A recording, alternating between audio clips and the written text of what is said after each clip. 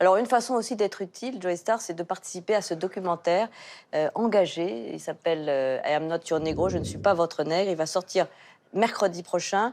Vous êtes donc la voix française de ce film de Raoul Peck qui évoque le combat des Noirs dans les années 60. Alexandra Rouault a rencontré Raoul Peck et on en parle ensemble après. L'histoire des Noirs en Amérique, c'est l'histoire de l'Amérique. Et ce n'est pas une belle histoire. Dans votre voix, Joey Starr, les mots de James Baldwin, auteur, poète et dramaturge américain. En réalisant ce documentaire, I Am Not Your Negro, Raoul Peck réhabilite son œuvre, celle d'un témoin érudit de la lutte pour l'égalité des droits civiques menée aux États-Unis dans les années 50 et 60. Baldwin se voulait un témoin, bien entendu, mais il était aussi perturbé par le fait que pour être un bon témoin, il fallait être aussi dans l'action. Donc il se retrouvait très souvent au milieu de l'action. Et à partir de là, il s'est lié d'amitié à beaucoup de ses dirigeants, en commençant par Medgar Evers, qui est le premier qu'il a connu. Et puis ensuite, Malcolm X et Martin Luther King, bien entendu, qu'il a vu et revu. Et il a suivi leur développement. Et chacun de ces assassinats ont aussi été des événements qui l'ont marqué et qui l'ont brisé. Baldwin est un enfant de Harlem. Noir et homosexuel, il grandit entre violence policière et ségrégation raciale. Et quand il rentre chez lui, il se passionne pour John Wayne, avant d'analyser que les héros dans le cinéma hollywoodien n'ont jamais sa couleur de peau. Most of the white Americans I've ever encountered, sure they have nothing whatever against Negroes. That's really not the question. Really a kind of apathy and ignorance.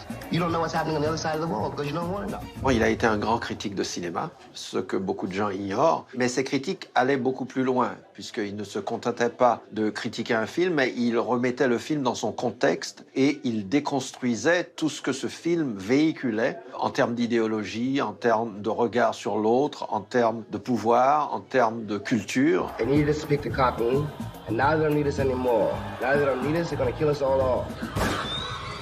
La revanche que prend Raoul Peck, réalisateur d'un cinéma qui a toujours été politique, c'est un gros succès public, plus de 7 millions de dollars à sa sortie US et une nomination aux Oscars, la même année que la victoire de Moonlight.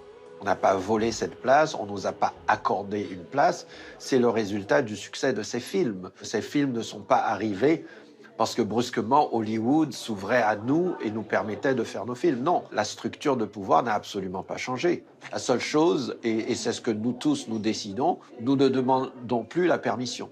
Nous faisons, nous fonçons, et puis on verra ce qui arrivera. The question you got to ask yourself, the white population of this country's got to ask itself, is why it was necessary to have a nigger in the first place. Le film mélange images d'archives et images contemporaines. La narration est assurée par les mots intemporels de Baldwin, prononcés par l'acteur américain engagé Samuel L. Jackson. Et pour la version française, Raoul Peck vous a choisi, Joey Starr. Nous entrions dans le wagon, chacun à un bout. Puis nous marchions, séparément, dans les rues du pays de la liberté. Je cherchais un équivalent en France, une personnalité d'origine noire qui puisse personnifier aussi cette radicalité de Baldwin. Et comme il ne s'agissait pas d'imiter ni la voix de Baldwin, mais plutôt d'essayer de capter son âme, de capter son émotion, etc., Joey Starr, il a été parfait parce qu'il a compris ce que je cherchais. I Am Not Your Negro est sorti au lendemain de la victoire de Donald Trump et arrive en France après le second tour des élections présidentielles. Le constat de Baldwin atteindra-t-il le public français? J'espère que l'identification française se fera. Baldwin parle de l'échec de la bonne conscience européenne qui se voulait le transporteur des belles idées, de la libération, de la civilisation. Et on se rend compte qu'il n'en est rien de tout ça. Aujourd'hui, nous ne pouvons plus dire que nous ne savions pas. Et il nous regarde en face et nous dit, à nous, chacun d'entre nous, à prendre nos responsabilités. If I'm not the nigger here, and you invented him, you, the white people, invented him, then you got to find out why. Alors, est-ce que c'est important aujourd'hui de rappeler cette histoire? Bien sûr, c'est les années 60, c'est la mort de Malcolm X. C'est important de connaître le passé pour pouvoir avancer, on va dire, comme on le peut dans notre futur. C'est bien sûr que c'est important. Et l'histoire des autres a un intérêt pour tous, quoi. Aujourd'hui, beaucoup de jeunes pensent que, malheureusement, on a une génération qui est vachement en surface et très peu en profondeur. Ça peut leur montrer que porter des casquettes et machin, ici et ça aussi, tout ceci a une histoire et qu'il faut jamais rien faire à la légère, quoi, voilà.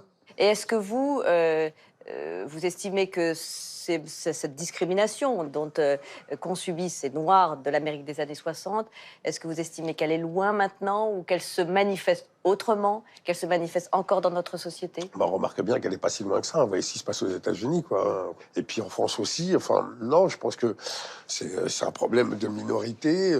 C'est un problème d'histoire, de résidus du colonialisme, entre autres, de l'esclavage, qui sont encore très contemporains. Non, on n'a pas le droit de se dire c'est derrière nous, quoi.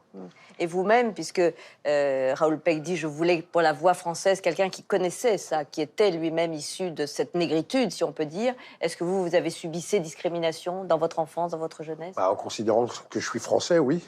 Ouais.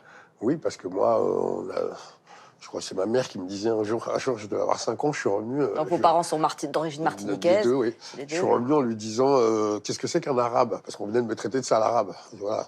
Donc voilà, entre autres.